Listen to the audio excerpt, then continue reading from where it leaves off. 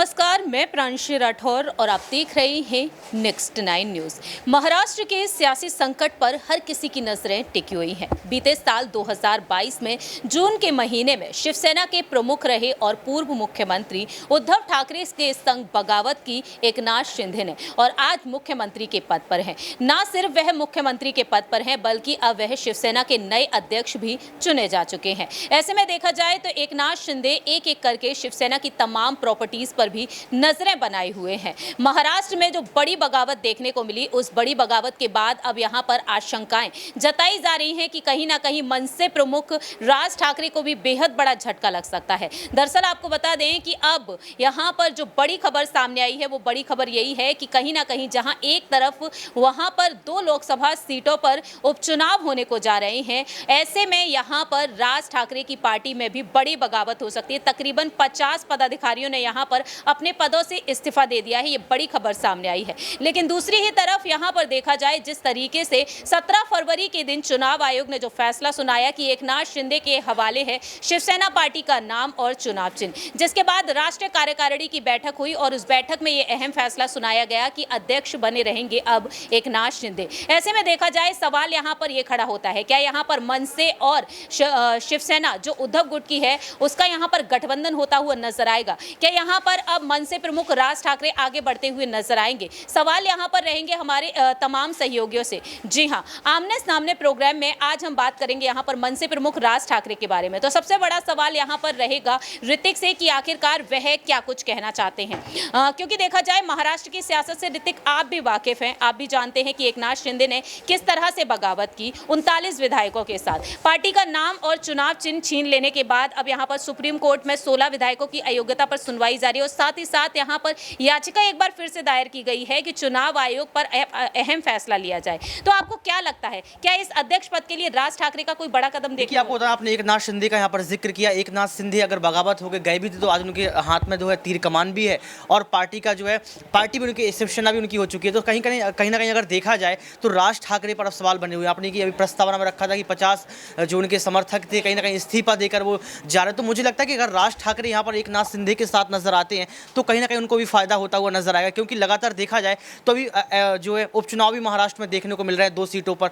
तो यहाँ पर राज ठाकरे अपनी अगर उनको यहाँ पर पद चाहिए तो कम से कम एकनाथ शिंदे के साथ जा सकते हैं वो। लेकिन एक तरफ से देखा जाए, महाराष्ट्र में ये भी देखने को मिल रहा है कि मनसे का जो जोड़ देखने को मिल रहा है वो बीजेपी के साथ देखने को मिल रहा है और शिंदे गुट के साथ भी। तो आप इसे किस नजरिए से देखते हैं? राज ठाकरे का रुख किधर रह सकता है इस बार? मुझे लगता है एकनाथ शिंदे बीजेपी की तरफ। जैसा कि यहाँ पर ऋतिक ने अपनी बात रखी कि कहीं ना कहीं एकनाथ शिंदे की तरफ उनका रुख देखने को मिल सकता है, लेकिन सवाल यहाँ पर बड़ा बनता है, अध्यक्ष पद आखिरकार असल में किसका होना चाहिए? तो दीपक से हम राय लेना चाहेंगे यहाँ पर कि एकनाथ शिंदे अध्यक्ष तो बन गए, लेकिन क्या यहाँ पर बाला साहेब ठाकरे की छवि जो राज ठाकरे में नजर आती है, क्या उद्धव के समर्थन में वह दिखाई देंगे? क्या अध्यक्ष पद वह खुद लेना चाहेंगे और सीएम पद भी वह छीनते हुए नजर आ सकते हैं? देखिए, बाला साहब ठाकरे का जो समय था वो समय कुछ ऐसा था जहाँ पर सिर्फ समाज सेवा की जाने के लिए पहला यहाँ पर प्रायोरिटी दी जाती थी, लेकिन आज के समय में लालच, पैसा, इन सबको पहली प्रायोरिटी दी जाती है। ऐसा उद्धव और संजय राउत का कहना है कि कहीं ना कहीं जहाँ ज़्यादा पैसा दिखता है वहाँ ये नेता अपनी पलटीबाजी मार लेते हैं और ठीक उसी तरीके से राज ठाकरे पर भी बातें लागू होती है। कुछ ऐसी खबरें भी आ रही हैं कि कहीं ना कहीं शिवसेना में जो उद्धव ठाकरे की बड़ी टूट हुई, वहाँ पर उसके बाद राज ठाकरे के खिलाफ भी टूट होती नजर आई, क्योंकि राज ठाकरे को पिछले 1 साल से मनाने की कोशिश में फडणवीस जुटे हुए हैं कि बीएमसी चुनाव से पहले वो उनके साथ आ जाएं। उनके साथ नजर आ रहे हैं, लेकिन आधिकारिक तौर पर गठबंधन का ऐलान नहीं किया है। तो ये फडणवीस के लिए करारा एक तमाचा है कहीं ना कहीं राज ठाकरे की तरफ से। तो उसको भी ध्यान में रखना है कि कैसे राज ठाकरे को अगर अपने समर्थन में नहीं लाया जा सकता है तो कहीं उद्धव के समर्थन में ना चला जाए, इस लायक भी उन्हें नहीं छोड़ना है, क्योंकि भाई भाई है, कल को नहीं तो आज तो यहाँ माना कुछ ना कुछ ऐसा रखा जाता है शर्तें कि मातोश्री में राज ठाकरे वापस आ जाए। तो भाई भाई कभी भी एक हो सकते हैं, लेकिन पार्टी में अगर एक बार टूट हो गई और 2 नेताओं में टूट हो गई, दोनों अलग ही जाति के, तो बहुत दिक्कत देती है। अगर आप इस लड़ाई को देखें तो शिंदे वर्सेस ठाकरे यहाँ पर कहा जा रहा है, ये लड़ाई है। तो शिंदे एक अलग तरफ है, उनके साथ नेता है, लेकिन ठाकरे के साथ, उद्धव ठाकरे के साथ कौन खड़े? उनकी पत्नी, उनके बच्चों के अलावा राज ठाकरे नहीं है, उनके भाई नहीं है, उनके भाई शिंदे का साथ दे। तो इसको ठाकरे वर्सेस शिंदे नहीं कहना चाहिए, इसको शिंदे वर्सेस यहाँ पर उद्धव कहना चाहिए, तो वो ज़्यादा बेहतर लगेगा। रही बात राज ठाकरे की, तो राज ठाकरे पूरी कोशिश करेंगे कि इस लड़ाई में इतना विवाद भी ना हो कि बाला साहब ठाकरे के मान सम्मान को ठेस पहुंचे। इसीलिए एक समय पर शरद पवार और राज ठाकरे ने भी ये बात कह दी थी कि अगर कोई बयानबाजी दे रहा है तो बयानबाजी भी बहुत सोच समझ कर दे, शब्दों का इस्तेमाल सही से करे, ताकि आगे किसी के खिलाफ कोई कार्रवाई ना हो, बाला साहब का नाम। पार्टी में जो बगावत देखने को मिल रही है अब मनसे में, आप उसे किस नजरिए से देखते हैं? क्या यहाँ पर एक बड़ी बगावत होने के आसार अब वाकई में यहाँ पर दिख रहे हैं? उद्धव के बाद राज ठाकरे को वाकई में बड़ा झटका झटका मिल सकता कि महाराष्ट्र में यही हो रहा है कि उद्धव की पार्टी के नेता ने साथ तो छोड़ा, लेकिन कुछ शिंदे के साथ गए, कुछ सीधा बीजेपी के साथ चले गए। तो ये बीजेपी की रणनीति है कि कहीं ना कहीं उन नेताओं को अपने साथ लाया जाए। आज सिर्फ मनसे की बात आ रही है, कल को एनसीपी, कांग्रेस और साथ ही साथ समाजवादी पार्टी के, और यहाँ तक कि अगर बात करें जनशक्ति पार्टी जो, उन सब तमाम पार्टियों के नेताओं का बीजेपी में शामिल होने की खबरें आ सकती हैं। क्योंकि बीजेपी की ये रणनीति है, लोकसभा चुनाव से पहले क्षेत्रीय दलों को लगभग खत्म कर दिया जाए। भले ही शिंदे आज उनके साथ है, लेकिन है तो वो भी एक क्षेत्रीय पार्टी। तो ये सारी बातें गौर करने वाली है कि आज कहीं ना कहीं राज ठाकरे फंस रहे, कल को शरद पवार की पार्टी खबरें आएंगी, परसों कांग्रेस भी हो सकती है। जाहिर सी बात है, यहाँ पर देखा जाए तो एक एक करके तमाम पार्टियों पर यहाँ पर अहम फैसले देखने को मिल सकते हैं। तो सवाल यहाँ पर रहेगा आसिफ से कि आखिरकार उनकी क्या कुछ राय प्रतिक्रिया है। राज ठाकरे की पार्टी को लेकर इस वक्त की जो बड़ी खबर सामने आई है उस पर रुख किया जाए, और शर्मिला ठाकरे के उस बयान पर रुख किया जाए कि अगर मातोश्री से वाकई में प्रस्ताव मिलता है एक बार फिर से वापस जाने का, तो आपको क्या लगता है मनसे और उद्धव ठाकरे के गुट की शिवसेना का यहाँ पर गठबंधन आपको देखने को मिल सकता है? देखिए, आज से 1 या 2 महीने पहले हम और आप इसी के उलट ये बात कर रहे थे कि सबसे बड़े उद्धव के कोई दुश्मन है तो वो जो है ठाकरे साहब है, क्योंकि हनुमान चालीसा को लेकर कितना विवाद हुआ, उसी के साथ देते नजर आ रहे थे। रश्मिका को छोड़िए, आप नवनीत राणा पे आ जाइए, तमाम लोगों पे, रवि राणा पे।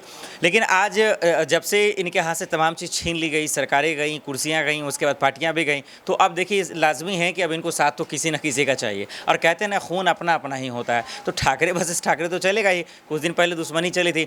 अब यहाँ पे मुझे लगता है राज ठाकरे और तमाम लोगों की जिम्मेदारी है कि जैसे अकेला हो गए, आप उनका साथ दीजिए। अगर आप वाकई में बाला साहब के चाहने वाले लोग हैं, क्योंकि अगर उसके नाम पे वोट मांगने वाले हैं, हिंदुत्व के नाम पे वोट मांगने वाले हैं, तब तो फिर नहीं चलने वाला है।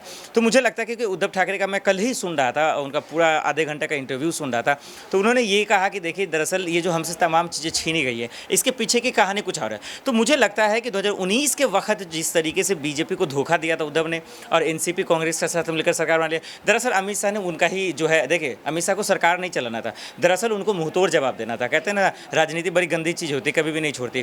तो मुझे लग रहा है कि शायद उसी का उन्होंने बदला लिया है, और यही वजह है कि अब मुझे लगता है कि शायद उनको साथ उन लोगों का मिल सकता है जिसका हमारा अब चर्चा कर रहे हैं। शिवसेना के नए अध्यक्ष के तौर पर यहाँ पर देखा जाए एकनाथ शिंदे का नाम आ गया है, लेकिन देखा जाए यहाँ पर बाला साहेब ठाकरे जी को याद करते हुए आखिरकार शिवसेना का अध्यक्ष किसे होना चाहिए? नहीं, देखिए एकनाथ शिंदे ही होंगे, लाजमी है, मुख्यमंत्री वो हैं, और मुझे लगता है उसकी जगह भले ही किसी और को जगह दे दीजिए। देखिए अगर आप लंबा पारी खेलना चाहते हैं तो लाजमी है कि आप दूसरे पे भरोसा जताएं। देखिए टीम वर्क तभी करेगा जब आप दूसरे पे भरोसा जताएंगे। एकनाथ शिंदे को मुख्यमंत्री बना दीजिए, अध्यक्ष उसी को बना देंगे, तो फिर बाकी लोग क्या करेंगे?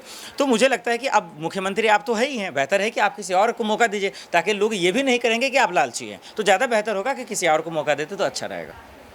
जाहिर सी बात है, यहाँ पर देखा जाए एकनाथ शिंदे को लेकर अब तमाम सवाल खड़े होना शुरू हो चुके हैं, लेकिन क्या वाकई में यहाँ पर राज ठाकरे अब शिवसेना पार्टी को बचाने के लिए उद्धव के साथ नजर आएंगे या फिर नजर नहीं आएंगे, ये वक्त के साथ ही पता चलेगा। फिलहाल हमारे इस प्रोग्राम में इतना ही, लेकिन आपकी क्या कुछ राय प्रतिक्रिया है ये आप बता सकते हैं कॉमेंट सेक्शन में।